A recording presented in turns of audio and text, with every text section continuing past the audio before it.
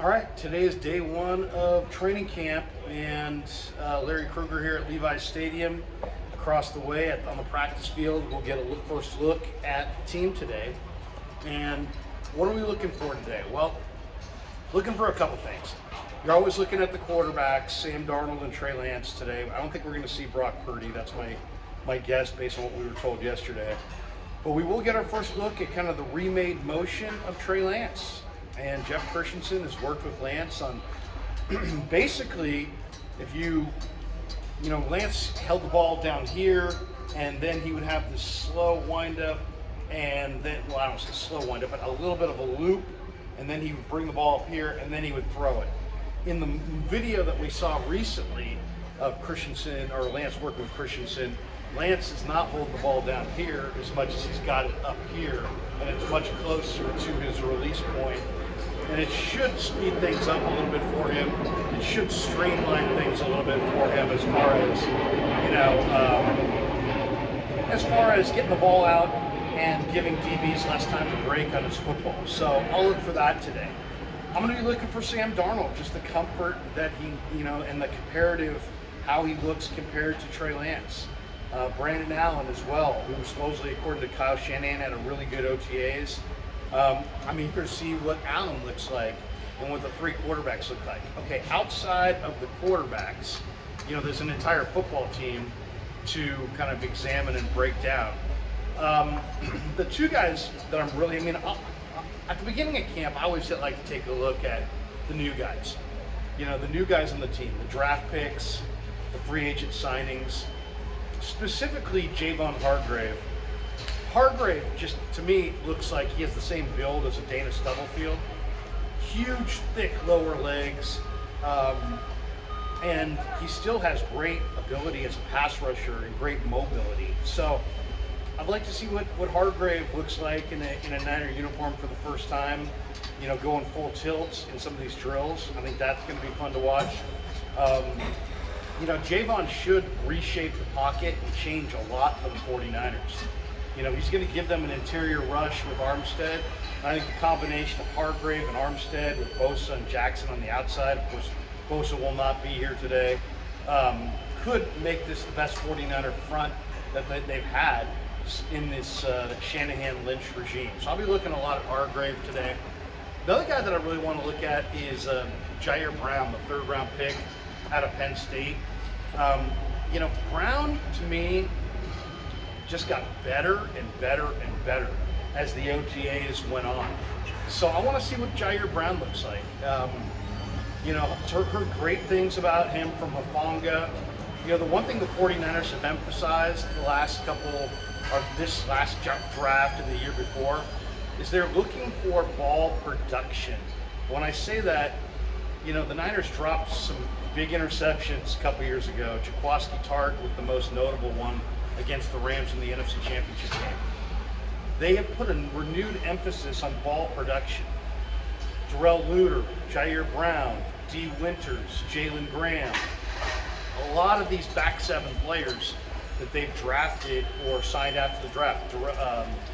Deshaun Jameson. A lot of these guys have excellent collegiate ball production. And what I mean by that is they've picked off a lot of passes. I want to see Jair Brown. Supposedly he picked off 4 or 5 passes in the OTAs. I was here for all the OTAs. He must have picked off passes in the practices I wasn't at. We were only at 20% of the practices. So we clearly didn't see everything that went on at practice. But I'm eager to see Jair Brown today and what he looks like, as far as just running around in coverage, how fast he looks, how comfortable he looks, how freely he moves. Now, I wouldn't be me if I didn't like some of the long shot guys. Deshaun Jameson and Spencer Wagee are 2 guys that I'm really looking at today. Jameson was an undrafted free agent out of Texas. He looked great in the OTAs. Really, really, really good.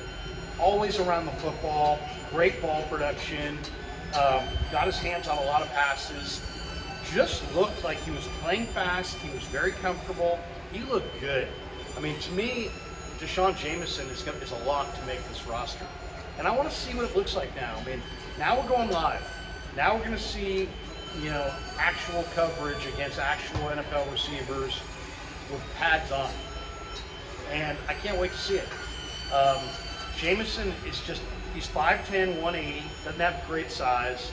But man, I mean, this guy, when he comes up against the run, he knows he's 5'10", 180. He goes low. He'll knock a receiver off his feet, or a running back in the run game. And he comes firing up. He's really aggressive. When I watched his Texas film, this guy really knows football. He's obviously in his playbook. He obviously knows his reads. And when he reads it, there's no hesitation. So I'm really looking for Deshaun Jameson to show early in this training camp that he is a major contender for a roster spot. And I think that we're going to see it. Jameson, to me, is legit. Even without the injury to Darrell Luter Jr., I think Deshaun Jameson was going to be a major factor. So I'm looking for him. I'm also looking for Spencer Waege. And I may be mispronouncing his name, and that's kind of bad because I've already interviewed him. But Waege, tremendous player. He's 295 pounds, and he ran a 1.66 10-yard split. That 10-yard split is the identical 10-yard split that Aldon Smith had coming out of Missouri. And Waege is he's big, he's powerful. I love the motor. You're not seeing the sleeve at all come in. Like he's supposedly hurt his knee a couple years ago. You really don't see anything, any injury effects. And I love the motor that he showed in the minicamp. I mean, you saw there was plays where McCaffrey was busting 30, 40 yards down the field, and Waege was just hustling down the field to just finish the play. And it's that kind of effort and it's that kind of energy that I think is going to help him make this football team. He is my sleeper. He is the guy that I think has a chance to make the team and maybe even play some defensive end. The Niners, when they got Hargrave, they made themselves a little bit thinner at defensive end because they lost Ebukam and they lost Amenahue and they lost Jordan Willis. Those are three key guys. This camp is going to be about not only do they have a dominant front line, but how good is the second line? How good are the guys that get 15 to 30 snaps a game? So I'm looking for Waege to really step up and show what I saw in the minicamp, which was a very veteran-like guy with great hands and a real unbelievable motor. So Waege, Deshaun Jameson are the kind of the under-the-radar guys I'm looking for today. Jair Brown, Javon Hargrave, those are the primary guys I'm looking for. And then, of course, Sam Darnold and Trey Lance, the beginning of a competition. And I really believe Darnold and Lance are competing for that number 2 spot. And there's no guarantee that they're both going to be on this roster, because you got Brandon Allen sitting there who could easily fill that 3rd quarterback spot. So whoever loses the Darnold-Lance competition may wind up being elsewhere. So I'm really eager to look at the 2 quarterbacks behind Purdy. I'm really eager to see Jair Brown and Javon Hargrave. I'm really eager to see Deshaun Jameson and Spencer Waege. I'll get that right before the end of the day. All right, guys, off to practice. Check us out after practice. We'll do a full recap. And then, of course, if you're catching this today, catch me this afternoon on 95.7 The Game with Mark Willard and Dan Dibley.